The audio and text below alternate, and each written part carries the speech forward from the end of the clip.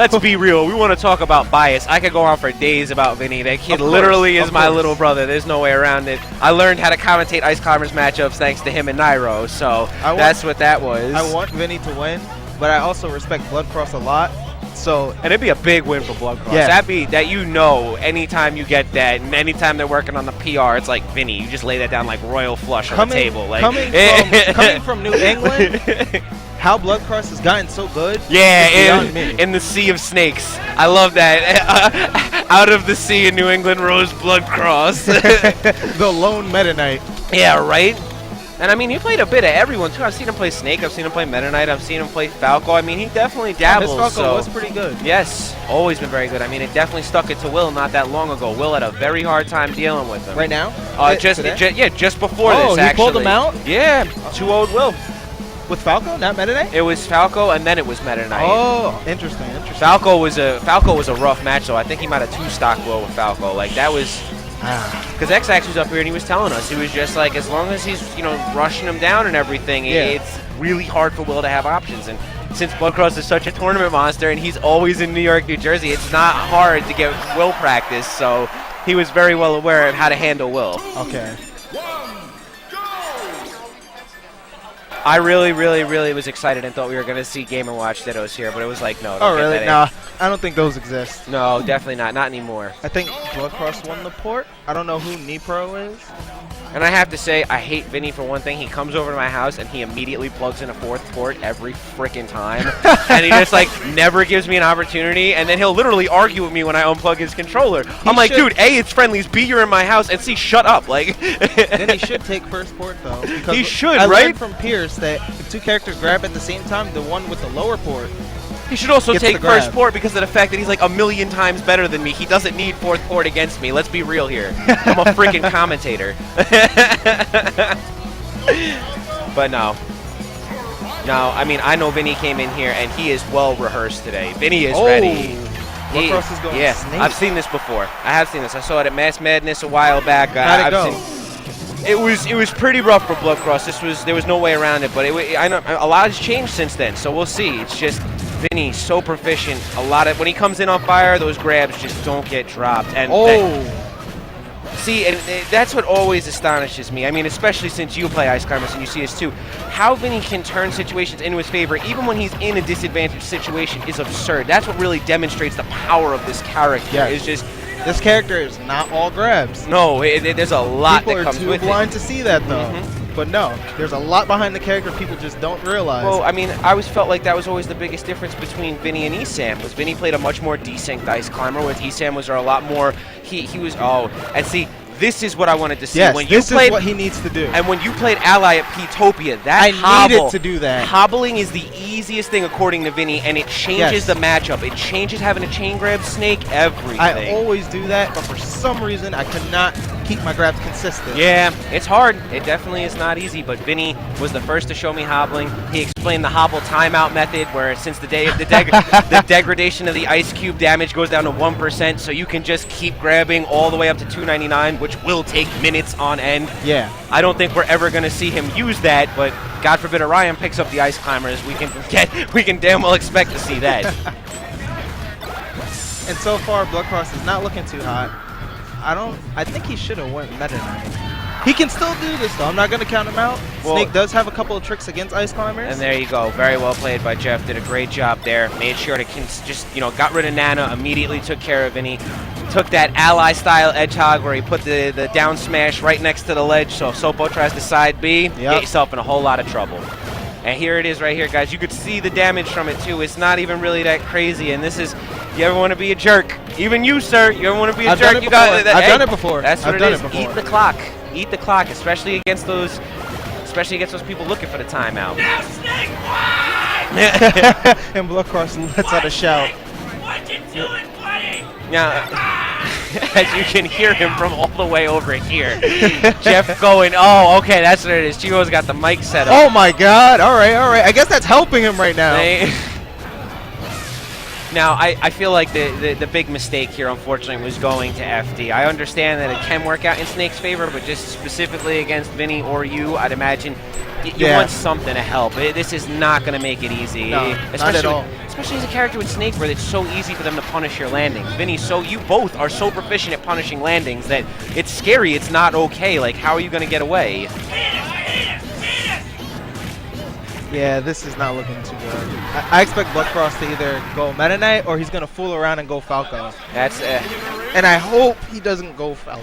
I mean, I said it before, I'll say it again. I think every Ice Climbers out there that has ever played a Falco has watched Vinnie versus Masha in Japan and saw how bad Falco has to want it to win. Yeah, like, literally nothing. Masha did a great job. That's the Japanese players. They literally write the game plan and just never stray from it. If you really have the capability to sit there for 8 minutes and just laser an illusion, shout-outs to you, because I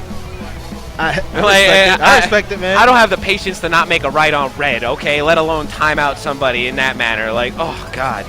Some of you guys, man, the mental fortitude is absurd.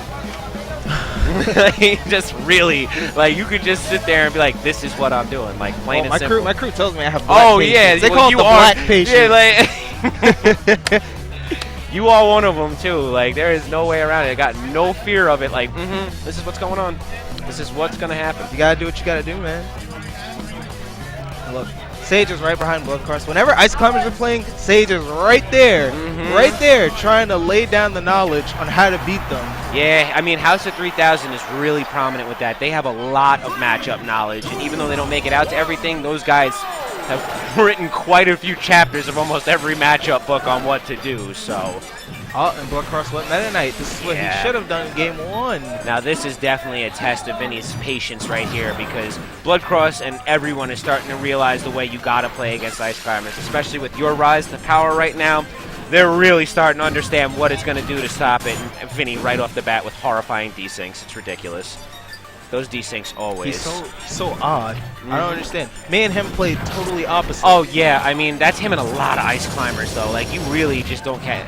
Oh, Jeff was smart to his tricks there. Very well aware. He knows how to avoid that. Yeah, those Nair traps are not fun times, and they've been catching people off guard since Vinnie figured that shit out.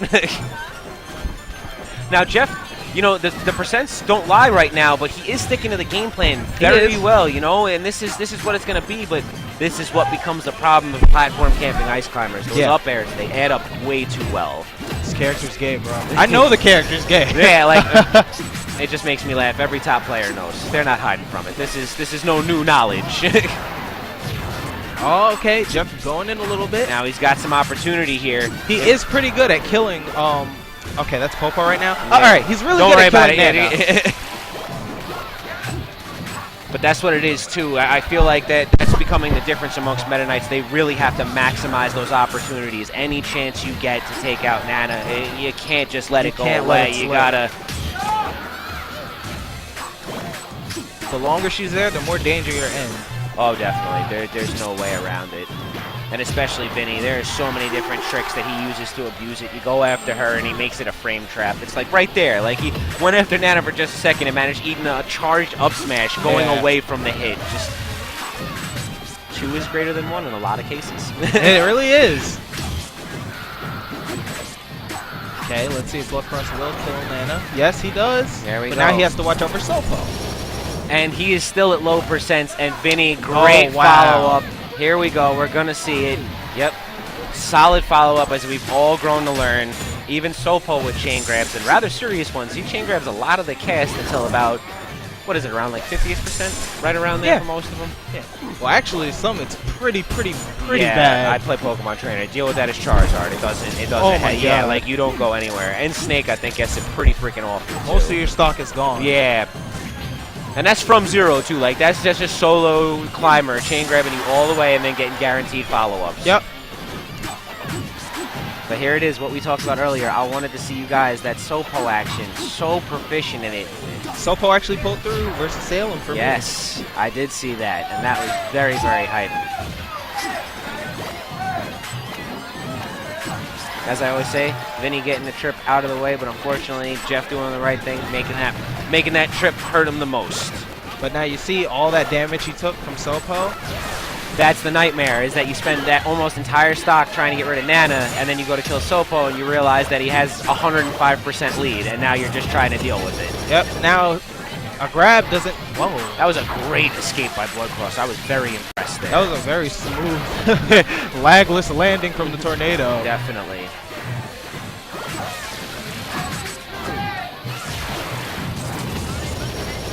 Great shield.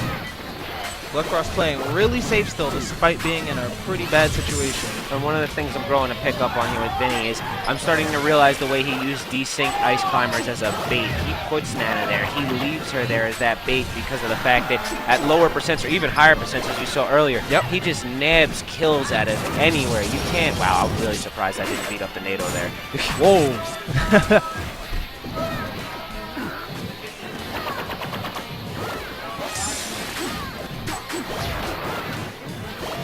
The look on Bloodcross's face is not that of motivation right now. You could tell he is...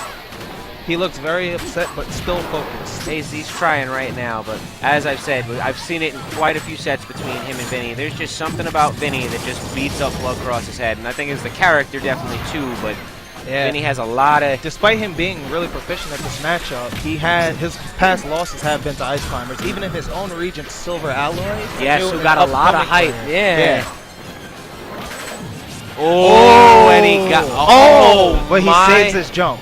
Wow. Wow, wow, wow. And that's a presence of mind situation right there. So many people could have just freaked out, lost their stock. Vinnie keeping cool, so well aware of his character. And a nice run-up up smash. You see, many people think that you're focused on only getting the grab, so they're not ready for you to dash at them and up smash or read their roll and just throw out a down smash. And it's, you know, like there's so much that's given to the climb. Oh, wow. Nice dimension cape by Bloodcross. Definitely, as he just beat Vinnie out to the ledge. That'd have been a photo finish right there. Yes. And wow, we're back to a really close match now. That changed everything. Great play there by Bloodcross. Definitely got to give him some momentum. Definitely making him feel good. Dancing around, forcing Vinnie out into a situation. Do you think he's going to go for the timeout? There's about, 2.5 minutes. I'm not sure as of right now, but Vinnie looks very, very confident. Vinnie's hanging out. 13% is nothing to be worried, or he is just sitting there hanging out. So I would just say if I was Bloodcross, I'd just stick to the game plan because Vinnie is just going to keep doing what he's doing. Whoa, risky, risky, risky, risky. Still though, Bloodcross right now. Oh my god. Bloodcross doing everything he can right now. And trying to keep them off balance, punishing some, getting underneath the ice climbers and really abusing those blind spots. Oh my god. And you can never get around that kid. Vinnie with that third eye, just... And it's over. And Vinnie takes it. That clean, that simple. With a quick grab too. That's a very top player grab. That's what that very is. Good. You won't see that from a whole lot of people. That was like, oh yeah, no, you were gonna be there.